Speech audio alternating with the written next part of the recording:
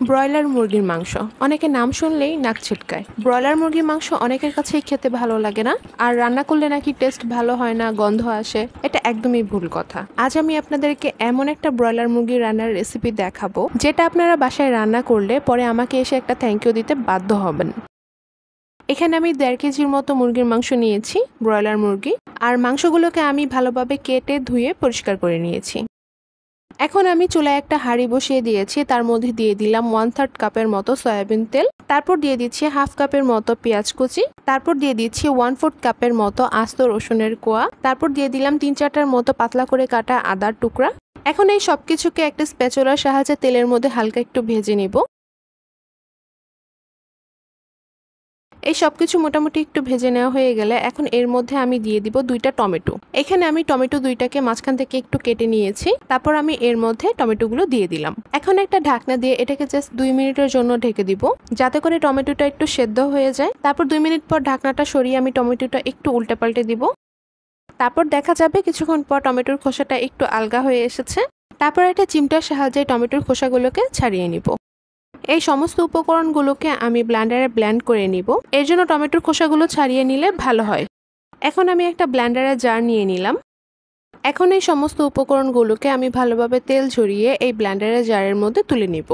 তেলটা একটু ভালোভাবে ঝরিয়ে নেওয়ার চেষ্টা করবেন। আর এই সমস্ত উপকরণগুলো এই মুহূর্তে অনেক গরম আছে, একটু ঠান্ডা হলে তারপর আমি ব্লেন্ড করে নিব। ব্লেন্ডারে কখনো প্রচন্ড গরম জিনিস ব্লেন্ড করতে যাবেন না, এতে আপনার ব্লেন্ডারটা নষ্ট হয়ে যেতে পারে।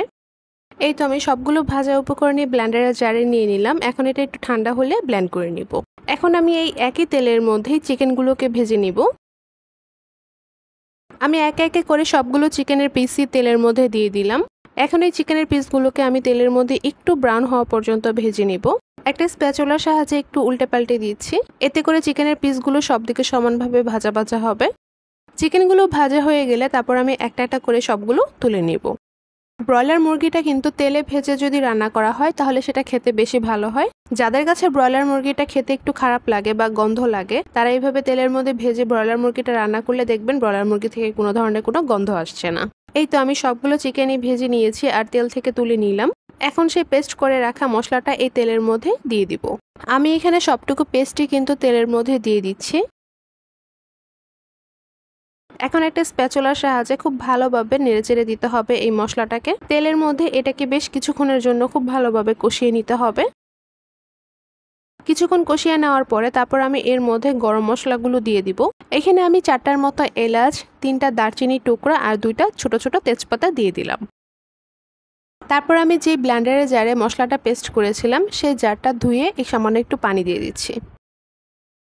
তারপর আবার মশলাটা কিছুক্ষণ কষিয়ে এর মধ্যে দিয়ে দিব 1 টেবিল চামচের মতো মরিচের গুঁড়া। তারপর দিয়ে দিব 1 চা চামচের মতো হলুদের গুঁড়া। তারপর দিয়ে দিচ্ছি ধনিয়ার গুঁড়া 1 চা চামচের মতো। তারপর দিয়ে দিচ্ছি ভাজা জিরার গুঁড়া 1/2 চা চামচের মতো। আর দিয়ে দিচ্ছি স্বাদ মতো একটু লবণ। মশলাগুলো দেওয়া হয়ে গেলে সমস্ত মশলাগুলোকে একসাথে খুব ভালোভাবে নেড়েচেড়ে নিতে হবে আর বেশ কিছুক্ষণের জন্য এটাকে খুব ভালোভাবে কষিয়ে নিতে হবে। আমি সেই ব্লেন্ডারের জারটা ধুয়ে আরেকটু পানি এর মধ্যে দিয়ে দিচ্ছি। তারপর আবার বেশ কিছুক্ষণের জন্য মশলাটা কষিয়ে নিব। মশলাটা বেশ ভালোভাবে কষিয়ে নেওয়ার পরে তারপর এর মধ্যে দিয়ে দিচ্ছি 2 টেবিল চামচের মতো টক দই। তারপর মশলাটা আরেকটু সময় কষিয়ে নিব। মশলাটা যত বেশি ভালো কষানো হয় মাংসটা কিন্তু খেতে তত বেশি ভালো হয়। এখন আমি সেই ভেজে রাখা চিকেনগুলো এর মধ্যে দিয়ে দিচ্ছি। চিকেনগুলো দেওয়া হয়ে গেলে তারপর মশলার সাথে খুব ভালোভাবে নেড়েচেড়ে মিশিয়ে দিতে হবে। এখন চিকেনগুলো মশলার সাথে একটু সময় নিয়ে বেশ ভালোভাবে কষিয়ে নিতে হবে। চিকেনগুলো মশলার সাথে বেশ ভালোভাবে কষিয়ে নেওয়া হয়ে গেলে তারপর আমি এর মধ্যে দিয়ে দিব 1/2 কাপের মতো লিকুইড দুধ। চিকেনটা আমি একটু মাখা মাখা রান্না করব, তাই খুব বেশি ঝোল দেইনি। আমি কিন্তু এখানে কোনো এক্সট্রা পানি ব্যবহার করিনি।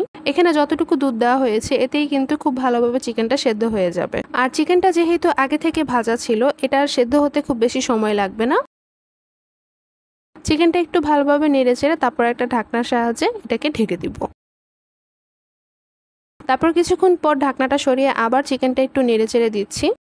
ঢাকনাটা সরিয়ে চিকেনটা মাঝে মাঝে একটু নেড়েচেড়ে দিতে হবে, তা না হলে কিন্তু চিকেনটা নিচে থেকে লেগে যেতে পারে। চিকেনটা কিন্তু প্রায় সেদ্ধ হয়ে এসেছে। এখন আমি এর মধ্যে 7-8টার মতো কাঁচামরিচ দিয়ে দিচ্ছি। আর আরেকটু স্বাদ বাড়ানোর জন্য এখানে আমি 1 টেবিল চামচের মতো গুঁড়া দুধ দিয়ে দিলাম।